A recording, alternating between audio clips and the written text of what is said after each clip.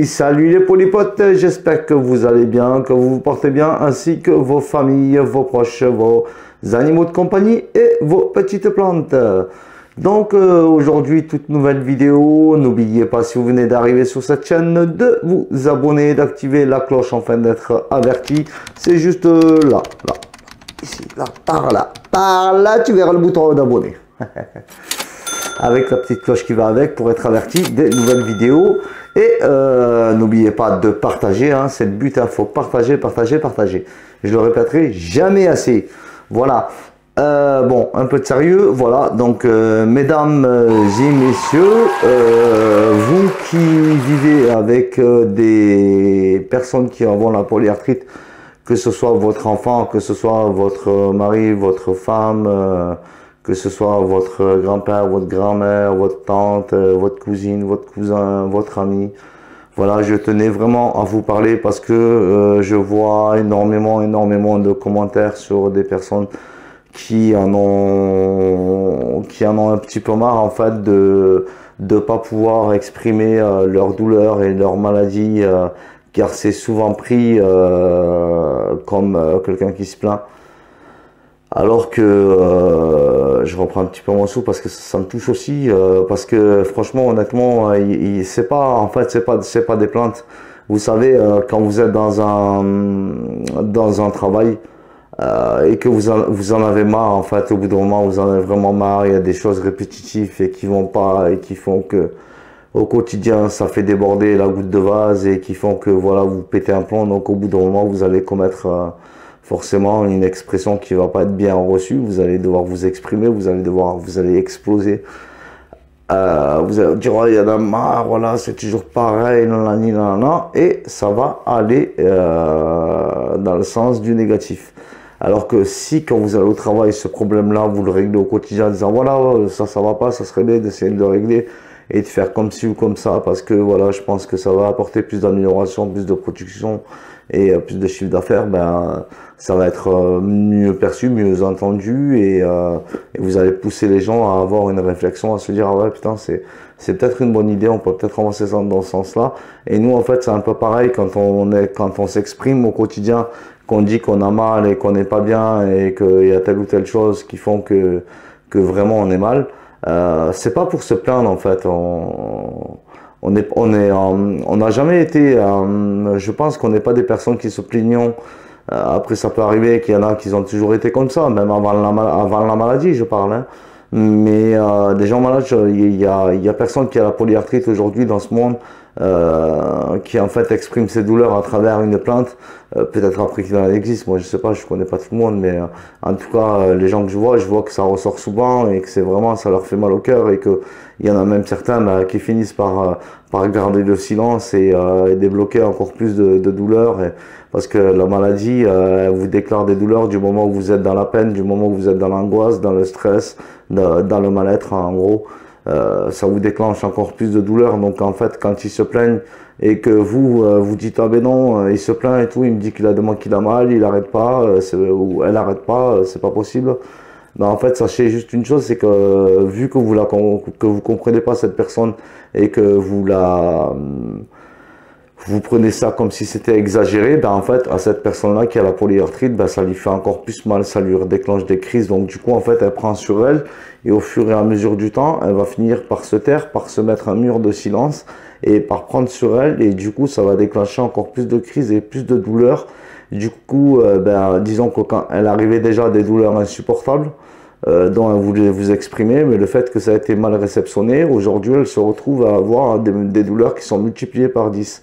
Donc imaginez-vous qu'elle exprimait des douleurs qu'elle ne pouvait plus supporter et que vous avez rejeté. Aujourd'hui, elle est encore beaucoup plus haut dans les douleurs parce que ça n'arrête pas les crises de se déclencher de partout. Et du coup, ben voilà, c'est encore en fait empirer la situation de la personne. Et je pense qu'il faut juste écouter, en fait. Moi, ben, je pense à ma femme, hein, puisque je vis avec H24 et que je l'aime de tout mon cœur, et que là elle me manque parce qu'elle a repris une activité depuis quelques mois et j'en suis super heureux. Mais je veux dire, si moi, ma femme, à chaque fois, je lui dirais, ben écoute mon cœur, je suis pas bien, j'ai mal, et qu'elle me dirait, ah c'est bon, style ou qu'elle me ferait comprendre, voilà, j'en ai marre, quoi, t'arrêtes pas de te plaindre, mais c'est pas possible. C'est pas possible parce que dans ce cas-là, on serait complètement à l'opposé et on n'aurait plus de compassion l'un envers l'autre parce que si l'un n'en a pas envers un, l'autre n'en aura plus à la fin envers l'autre aussi. Vous voyez, c'est un double tranchant, il y a toujours un retour, il y a toujours une conséquence. Moi, je sais que quand je lui dis, elle sait très bien. Et des fois, moi-même, je me dis, ouais, j'abuse et tout. Je prends sur moi parce que sachez que nous, on prend sur nous. En fait, on a l'impression que c'est nous le problème. On a l'impression qu'on se plaint trop. On a l'impression que nos douleurs, en fait, sont pas assez fortes pour qu'on puisse se plaindre. Mais en même temps, on se dit, mais comment leur faire comprendre la douleur que j'ai? Même à travers des métaphores, comme moi je dis, j'ai l'impression de prendre un coup de pied dans la main, un coup de marteau dans la main, dans le pied, voilà, et que ça fait très mal. En fait, à part avoir des métaphores pour essayer de vous faire comprendre, on peut pas aller au-delà de cette compréhension. Enfin, on peut pas aller au-delà de cette métaphore pour vous plonger dans cette compréhension qui n'est pas dans le sens où on se plaint, mais qui est plutôt dans le sens où en fait on en a gros sur la patate. Ça fait des mois et des mois et des mois et des années et des années et des années qu'on souffre avec ces douleurs, qu'on n'en peut plus du matin au soir et qu'on est obligé de les exprimer, sinon elles vont finir par se transformer par émotion de colère et une émotion de mal compris qui va faire qu'on va être encore plus mal et les relations entre nous et vous vont se dégrader vu que vous ne nous comprenez pas. Ben nous aussi, alors au bout d'un moment on va plus comprendre pourquoi vous ne nous comprenez pas, donc on va rester dans une espèce de guéguerre entre guillemets qui n'a pas lieu d'être, puisque tout ce qu'on demande c'est de l'amour, de la compréhension, parce que nous aussi après on est là pour vous, on se dépasse pour vous. Je veux dire, moi ma femme, je ferais n'importe quoi pour elle, j'irais décrocher la lune, quoi que ça me coûte en douleur, il n'y a aucun problème. Je veux dire, enfin décrocher la lune c'est une façon d'exagérer, mais je veux dire bien que j'irai, il n'y a aucun problème. Si Anthony de Cosmonaute quoi, appelle-moi, je suis présent. Hein. Je rigole un petit peu. Mais voilà, mais il est vrai que voilà quoi, on ferait n'importe quoi avec nos douleurs. Donc il faut juste se dire dans la tête que en fait ouais voilà, c'est vrai que ma fille, ma femme, ma grand-mère, ma mère, vos proches, je sais pas qui j'ai affaire là, mais je fais cette vidéo pour vous, les proches des gens qui ont la polyarthrite. Dites-vous bien qu'en fait on n'a jamais cherché à se plaindre, on n'a jamais déjà demandé cette maladie. On a du mal à l'accepter même des années après. Et puis se plaindre pour nous, c'est juste essayer de se libérer un petit peu de notre douleur. Quand on vous dit on a mal, en fait, psychologiquement, ça fait un petit peu moins mal parce qu'on a libéré cette douleur psychologiquement. Donc du coup, en fait, voilà pourquoi on vous le dit. C'est pour essayer de se libérer un petit peu. Et c'est vraiment pas pour se plaindre, parce que se plaindre, on n'a pas besoin d'avoir une maladie pour se plaindre. Ça fait partie d'une personnalité. Une personne qui a une personnalité, qui aime bien qu'on la chouchoute et qu'on la plaigne et qu'on soit là pour elle, il va falloir quand même elle change, parce que c'est pas la maladie qui va changer quelque chose. Elle va garder ce caractère et ce comportement. Ça, c'est sûr que ça changera pas. Mais une personne qui, du jour au lendemain, est malade et qui se plaint, c'est pas pour rien. Après, il faut pas non plus basculer dans le sens contraire. Hein. Ça veut dire que si, par exemple, la personne, vous avez pas eu autant d'attention que quand elle est malade, c'est pas bien non plus, c'est pas bon non plus. Faut la considérer comme elle était quand elle était pas malade.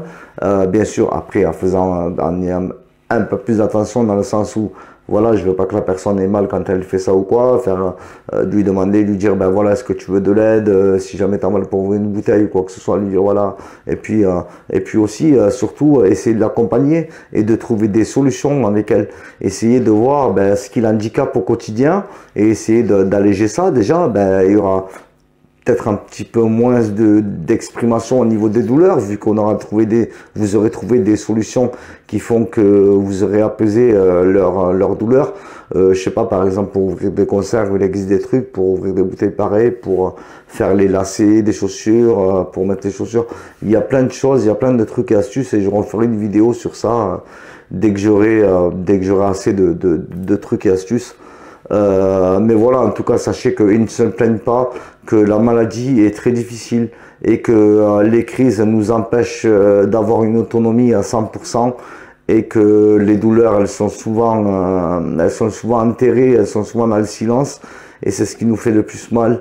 Donc ne prenez pas mal les personnes qui ont la polyarthrite et qui vous entourent, quand elles expriment leur douleur, elles ne font qu'exprimer des douleurs à travers cette maladie. Et je pense que juste les écouter et leur dire ok, j'ai entendu, tu as mal et dis-moi, est-ce qu'on peut trouver une solution, est-ce que je peux t'aider, est-ce que je peux faire quelque chose, même si vous pouvez rien faire, juste le fait de poser la question, ça va les rassurer. Et franchement, est-ce que c'est une maladie qui va foutre en l'air nos relations avec nos proches? Franchement, honnêtement, normalement ça rapproche, quoi, ça détache pas. Donc en fait, je pense qu'à un moment donné, il faut s'intéresser à l'autre et que l'autre s'intéresse aussi à vous, hein. Mais voilà, mais c'est peut-être l'occasion aussi de passer un peu plus de temps ensemble. C'est peut-être aussi l'occasion de découvrir un peu plus la maladie de votre proche qui a la polyarthrite. C'est peut-être l'occasion aussi de découvrir une maladie que vous ne connaissez pas aussi et d'accompagner votre proche dans cette maladie, en lui facilitant la vie, en cherchant ensemble, en étant soudés comme les deux mains. Vous voyez, une main, on ne peut pas applaudir tout seul, ben là c'est pareil. Et parfois aussi, si vous êtes un proche, je sais que parfois c'est parce que vous acceptez pas. Par exemple, si c'est votre fille, vous accepterez pas. Ou vous direz non, et vous savez, je vous dire une chose, tant qu'on referme pas le passé, on peut pas ouvrir l'avenir. On peut pas ouvrir le futur si on ferme pas le passé.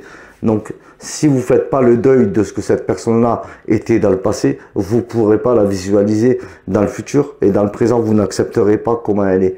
Donc, si j'ai un conseil à vous donner, c'est refermer ce passé que vous avez eu avec cette personne et accepter d'ouvrir ce futur qui s'ouvre à vous. Au final, c'est une nouvelle vie, c'est une nouvelle façon de vivre les choses avec cette personne, et ça va peut-être vous rapprocher encore beaucoup plus, et ça va vous donner encore beaucoup plus d'amour, et ça va vous donner encore plus de solidité dans votre relation. Donc honnêtement, vous perdez rien à essayer déjà de vous poser et vraiment de réfléchir à ce que je viens de vous dire, et de vous rapprocher sans jugement en fait, et sans prendre la case quelqu'un qui dit j'ai mal, c'est quelqu'un qui se plaint. Non, ça va pas automatiquement dans la case je me plains. Ça, c'est un comportement, un caractère. Il y a des gens qui ont vachement besoin d'attention et qui ont été toujours comme ça, et que maladie ou pas maladie, ça changera pas, c'est comme ça. C'est un caractère, c'est une façon d'être. Moi, je suis personne pour juger personne, mais la réalité, elle est là. Il y a des personnes qui ont besoin de plus d'attention que d'autres, et c'est comme ça, c'est la vie. Il faut juste apprendre à cette personne à essayer de changer son caractère. Mais par contre, quand c'est la maladie, il s'agit plus de caractère, il s'agit juste de vraiment libérer les douleurs que l'on a au quotidien. C'est très difficile de se réveiller le lendemain. Je sais pas, quand vous avez 20 ans, 30 ans, 40 ans, 50 ans, 60 ans même, hein, vous êtes encore en forme. Mais voilà, surtout quand vous êtes jeune, quoi. Je veux dire, 20 ans ou 25 ans ou 15 ans, il y en a, ils ont l'adolescence, il y en a, ils l'ont depuis petit. Vous imaginez, du jour au lendemain, vous pouvez plus vous habiller, vous pouvez plus marcher comme vous voulez, vous pouvez plus faire à manger, pardon. Vous pouvez plus ouvrir une bouteille, vous pouvez plus mettre vos chaussures, vous pouvez plus vous doucher, vous pouvez plus vous laver les dents parce que vous avez des douleurs qui sont atroces. Donc je vous pose la question, quoi, hein, parce que voilà, du jour au lendemain, vous aussi, vous pouvez être touché par une maladie, et ce que je vous souhaite le moins du monde, mais ça peut vous arriver à vous. Donc ne jugez pas vos proches qui avaient la polyarthrite, et rapprochez-vous d'eux et essayez de leur apporter un maximum d'amour et de compréhension. Voilà, c'est la seule clé qu'il y a entre vous et eux.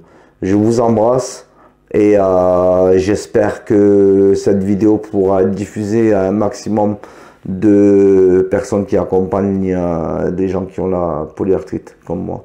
Voilà, j'espère que vos proches, à vous tous les polypodes, j'espère que vos proches regarderont cette vidéo avec vous, et que peut-être à travers ma façon de m'exprimer, j'aurai réussi peut-être à trouver une clé qui fera que ça les poussera à la réflexion, et que ça les rapprochera de vous, de votre maladie, de vos douleurs. Et voilà, je l'espère vraiment du fond du cœur. Donc n'hésitez pas à partager un maximum cette vidéo, à la montrer à vos proches, à vos cousines, cousins, frères, sœurs, mère, père, grand-mère, grand-père, l'ami de l'ami de l'ami. N'hésitez pas en tout cas, et voilà, et dites-moi en commentaire ce que vous avez pensé de cette vidéo. Dites-moi si vous l'avez montré surtout à vos proches et qu'est-ce qu'ils en ont pensé. C'est vachement important pour moi. Donc s'il vous plaît, faites juste ça. Je vous demande juste de me mettre un petit commentaire avec un retour. Ça serait super gentil. Voilà. Je vous aime à tous. À tous. J'ai la langue qui fourche. Je vous aime à tous. Je vous fais d'énormes bisous. Et je vous dis à très vite. D'accord? Allez. Bye bye les polypodes, je vous aime.